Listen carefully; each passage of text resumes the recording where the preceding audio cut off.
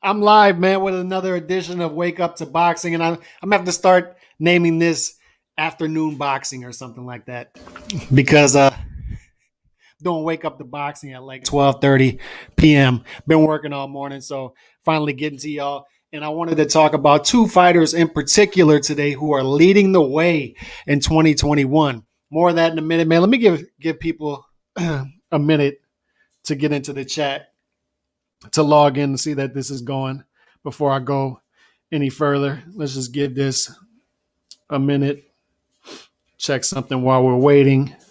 But yeah, man, I really want to talk about Canelo and Teofimo. Um, so why not, man? Let's just start it now.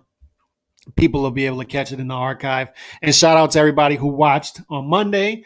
And make sure to go on D Style Boxing's channel, and I'll put it in the community tab. I was on there last night with G Funky and D Style, talking everything in the sports world. Had a couple interviews of some up and coming fighters, so make sure to go check that out. I'm gonna put some snippets of that up on my channel as well. Make sure to check out that community. Put a poll up. I put a poll up yesterday, and I was a little surprised by the result of the poll. The poll was Canelo Alvarez is clearly the top fighter at 168, clearly the top super middleweight in the world. So 2, 3, and 4 are Caleb Plant, Benavidez, and Billy Joe Saunders. You can put those 2, 3, 4 in whatever order you want, right? I mean, some people would have Benavidez 2, some would have Plant 2, some would have Billy Joe Saunders 2. My own rankings, I would have Plant, then Benavidez, then Billy Joe Saunders, but you can do whatever you want with those. The question was, out of those three fighters, which one do you think has the best shot of dethroning Canelo Alvarez at the top of 168? I expected Plant to be at the top, and it was the opposite. Plant was third. So I think a lot of people like me were not impressed with Plant's performance on Saturday night. That's what I'm reading into that, is that people just weren't impressed with him, and people are saying that there have to be some red flags going on to where they just have not stepped this guy up yet, up until this point. The leader in that was Benavidez, which is understandable. Benavidez has a style that could disrupt Canelo and give him some problems. Understandable. And Billy Joe Saunders was second, and then Plant was third. But it was pretty wide. Most people put Benavidez, I think it was 60% last I saw, had Benavidez. Then it was like 30% for Billy Joe Saunders, and then 10% for Plant. But we're going to find out in May if Billy Joe Saunders has what it takes to get Canelo out of there and dethrone him at the top of 168. If this fight does happen, because as I've said with Billy Joe Saunders for years, the guy's a head case. He's a complete head case. So if you sign to fight Billy Joe Saunders, you have to worry that between now and May 8th, Billy Joe Saunders could pull out of that fight. Yesterday, we saw announced that Canelo Alvarez and Billy Joe Saunders will face off in a unification fight at 168. And this is Canelo's pathway, part of Canelo's pathway to become undisputed champ at 168 by the end of 2021, because I believe that's what he wants to do. I believe that's his goal, to be undisputed at 168 by the end of 2021. He is leading the way right now in saying, look, I'm the leader in boxing. I'm the cash cow. I'm the pound for pound king. I'm going to lead the way and show you guys how this should be done. And that's why I want to talk about Canelo and Teofimo today, because Teofimo led the way in 2020. Teofimo had every excuse, just like every other fighter, to shut it down during the shutdown. Teofimo could have done what every other fighter did and say, I'm going to take a light touch in 2020, wait for fans to hopefully come back in 2021, and we'll just wait. We'll just wait it out. But Teofimo said, no. I'm going to go against the grain. I'm going to fight Lomachenko in 2020. I want that fight. He called him out. Credit to Lomachenko, too. He gave him the fight because Lomachenko didn't have to do anything in 2020 either. He had an excuse. But they fought. So Teofimo came around and said, look, 2020, I'm showing you the example. This is what we should be doing in boxing. The best fighters should be fighting the best fighters. The top should be fighting the top. That's the only way we'll get boxing back in the forefront with the other top sports. There are too many options out there now. All right, this isn't a century ago. This isn't a half century ago. There are too many other options out there for boxing not to show out, for boxing not to show up and say, we need to put on the best performances for fight fans, for casuals, in order to bring more casuals under the tent. And that's what Teofimo is trying to tell these guys now. Teofimo was out on Twitter yesterday and this morning and saying, look at all my belts. Look at what I've done. Look at what I did in 2020.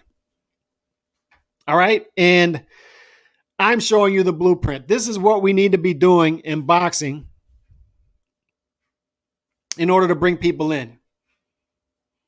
And that's what Teofimo did in 2020. He's telling them, look, enough with this. This is too easy. You have to, the best have to fight the best. That's what Teofimo is telling people right now.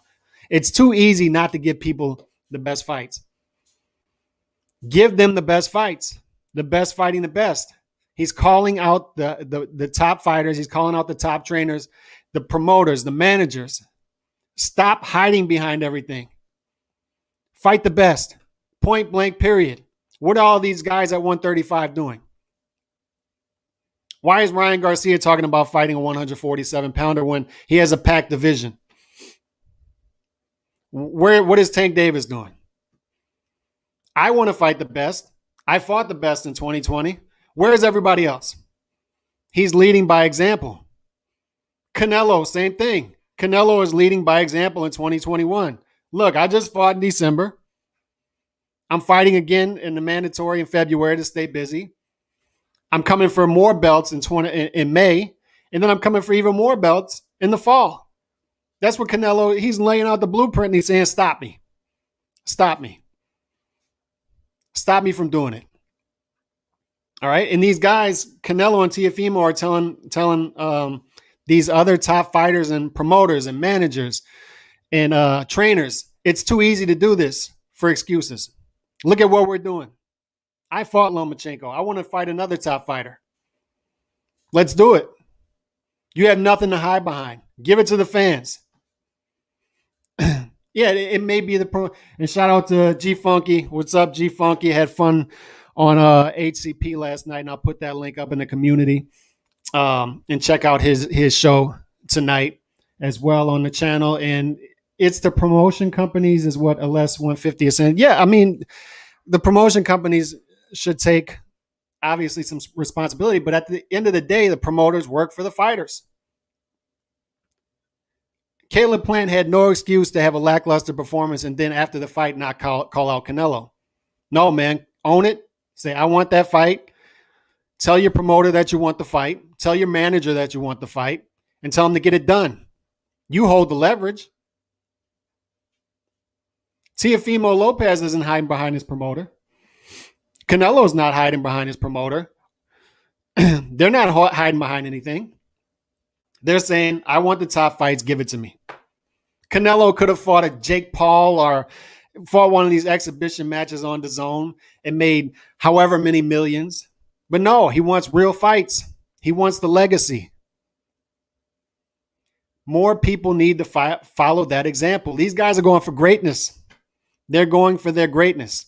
So Canelo's going to fight Billy Joe Saunders, hopefully in May, if Billy Joe Saunders does show up in the ring on May 8th. I always have my worries when it comes to Billy Joe Saunders.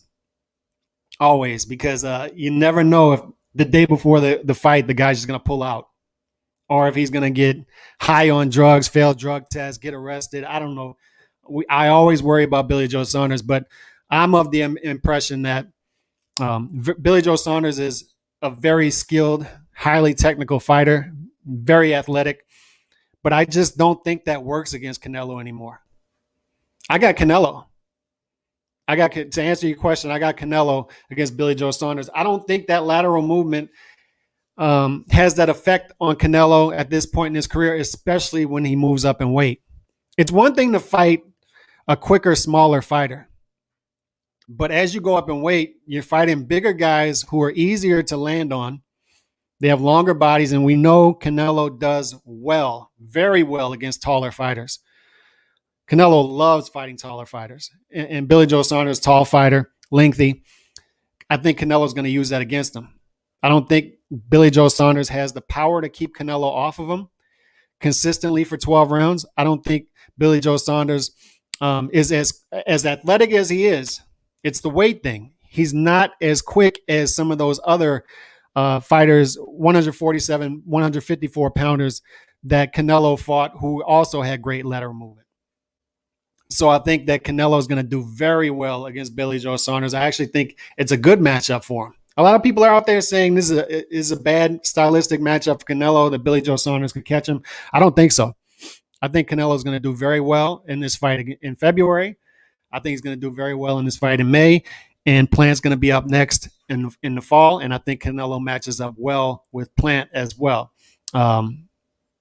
From the poll question that I put out there, and from everything else, it seems to me like everybody thinks that Benavidez gives Canelo the most problems, which I think I would agree with.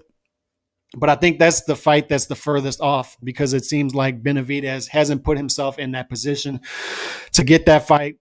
And he doesn't seem as ready to mix it up as some of these other fighters. G Funky says, I like the BGS fight for Canelo. I agree. And we talked about that last night. I just agree, man. I think that that's a good stylistic matchup for Canelo at this point in his career. I don't think the lateral movement is going to give him issues. Canelo is better with his lateral movement at this point. And once again, it's the weight. It's the weight. I think he at 168, man, in and around 168. Because at 160, I don't see anybody at 160 stepping up and beating him. And Charlo's out there talking trash right now. He's saying if Mayweather comes back, I would knock him out. If Canelo wanted to fight, I would knock him out. Nah. I think that Canelo, especially Charlo's not active enough in the ring, in my opinion. I don't think a guy throwing 30, 40 punches around is going to beat Canelo. I think it's got to be a volume puncher. Look, Mayweather was the exception to the rule because Mayweather was so special. And he caught Canelo at the right time, but I think even a year or two after that, he still would have gave Canelo issues. Mayweather's the exception to every rule. He's just so talented. He's a special fighter, obviously. But everybody else, I think Canelo matches up well with in and around 168. Even if you look at 175, which I don't think he should do that. I don't think he should move up because 168 suits him right now, and he has a lot of business to handle there. He already beat a top 3 opponent at 175 in Kovalev, and he destroyed him. So Canelo right now, to me, is just a runaway freight train, and he is showing these guys how to do it right now. He is showing the blueprint along with Teofimo on how you fight, how you handle it when you get at the top. I'm disappointed in EJ for not going for the fight. The fans want Crawford, demanding 64 split. Understand him, but give the fans what they want and leave no doubts you are at 147. That's NMR 2067. I believe you're talking about Errol Spence Jr. Demanding 60-40 against Terrence Crawford. Look, that's a 50-50 fight.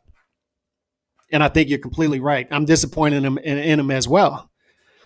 And look, if you're not going to fight Terrence Crawford, you have another guy in your stable named Manny Pacquiao. You could fight him. But to me, Errol Spence Jr. seems to be avoiding the top fighters at 147 at this point and calling out guys that just the fights aren't going to materialize. The Canelo fight's not going to materialize for him. Canelo's got business at 168. So that fight, that's a non-starter. So Errol Spence Jr. needs to get real, needs to join the rest of us in reality and fight the top fighters at 147. That's what I want to see. And I've been hammering that the past week on this channel this is the year of the unifications. The top belt holders in these divisions need to get together and get these fights done. I don't care about the politics behind it or any of that. I don't want to hear it.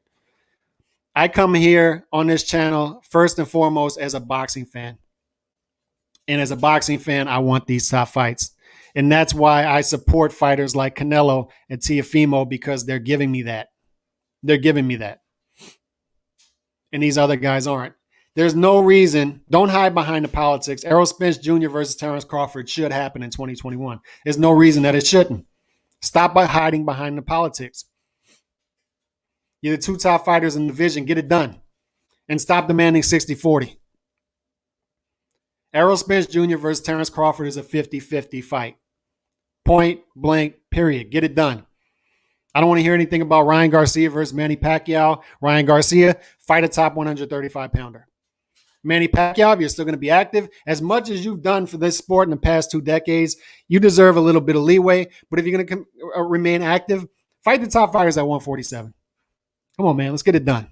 Let's get it done for boxing. Teofimo called these guys out. He did a great service for boxing fans this morning when he said that. He said, it's too easy, man, to make these fights. It's too easy. Stop hiding behind the politics. Stop hiding behind the money. It's too easy to get these fights done for them not to get done. Too many belts. Everyone is champion nowadays. We should have 1-2 belts in regular. Look, I'm the belts gone wild guy. So I completely agree with you that there's too many belts, too many sanctioning bodies. There's like 87 sanctioning bodies per division. And the top 4, even the top 4 main sanctioning bodies have too many belts in each weight class. I mean, you got a regular belt, you got a silver belt, you got a champion in recess. So I agree. You have to cut down on the clutter. You have to cut through all that nonsense. I completely agree with you on that. However, we know as fight fans who the top fighters in each division are who own those top 4 main belts. And you can throw the ring belt in there as well. We know who owns those belts, really. And we should use that as a blueprint, a tool to give us those top fights. And Canelo's showing us that now, right? Billy Joe Saunders has one of those top belts. All right, I'm going to fight him. I'm going to do my mandatory first, but I'm going to fight him. Caleb Plant has one of those top belts, 1 or 2. Okay, after I'm done with Billy Joe Saunders, I'm going to that. And then I can claim that I am the undisputed in my division. Yeah, you have a fight like that at 140 in May. Teofimo and Lomachenko gave us that at 135 in 2020. You can do it, man. You can follow that old school blueprint in boxing. As much as we hate belts, as much as we hate sanctioning bodies, it does give us a blueprint if used correctly. If we cut through that clutter to give us the top fights. And we need to start using that as our leverage as fight fans and calling these top fighters out. And I just want to reiterate and wrap this up by saying Canelo and Lomachenko, those are the 2 guys we should be praising right now, because those are the 2 guys who are cut from a different cloth from everybody else right now. Those are the 2 guys who are calling out the top fighters, telling them what they need to do to be successful in this game, calling them out on their BS, and getting it done. They're leading by example. They're not just on Twitter yapping, talking. They're leading by example. And props to those 2 guys. And continue to support this channel, man. Hit that sub button. Continue to go to the community tab. Set your alerts. I'll be here every day, Monday through Friday. And then on the weekends when there are fights, I'll be doing post-fight shows as well. The website, calixboxing.com, will be active on Monday. I miss writing, man, so I look forward to be back to writing next week as well. So support the website when it does come up next week. And support Hispanics Causing Panic. I was on there. I'll drop the link in the community after I'm done with this. I was on there last night. And continue to support my guys D-Style and G-Funky as well. And I'm out, man. I'll see y'all again tomorrow. Peace.